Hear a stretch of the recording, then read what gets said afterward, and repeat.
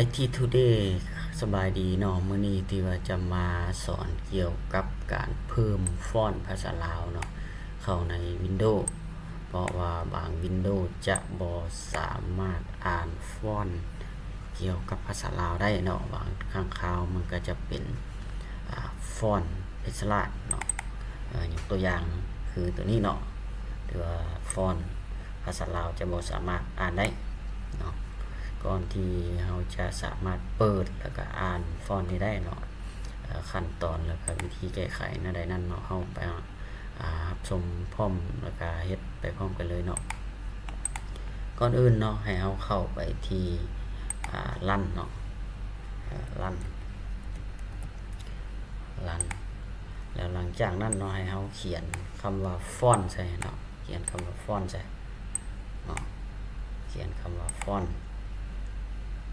หลังจากนั้นกดโอเคกดโอเคแล้วเวลานั้นเนาะฟอนต์อยู่ที่ว่าอยู่ในโฟลเดอร์ของ Windows จะเปิดออกมา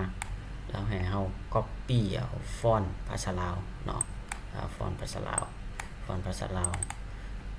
เนาะตัวนี้ที่ว่าฟอนต์ภาษาลาวเพชรละ OT เนาะให้เรา Copy เนาะหลังจาก Copy แล้วก็ให้เรามากด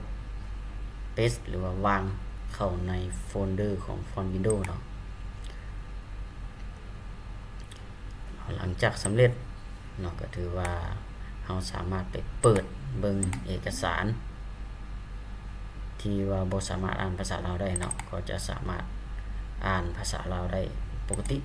เนาะอันนี้ถือว่าขั้นตอนการเพิ่มฟอนต์ภาษาลาวเข้าไปในคอมพิวเตอร์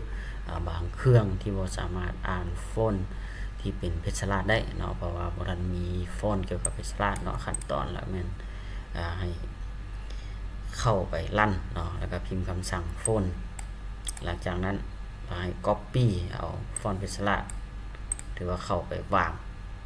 อยู่ในโฟนอยู่ใน Windows เนาะแล้วก็จะสำเร็จขอขอบใจเนาะทุกท่านที่ติดตามเนาะเกี่ยวกับบาท9ขั้นตอนการแนะนำเกี่ยวกับการ Copy โฟนเนาะIT Today จะพยายามสอบวิธีแก้ไขปัญหาเรื่องคอมพิวเตอร์มาแลกเปลี่ยนนำทุกท่านผู้ฟังเนาะขอให้ทุกท่านติดตามกดติดตามแล้วก็กดไลค์กดแชร์เนาะขอขอบใจ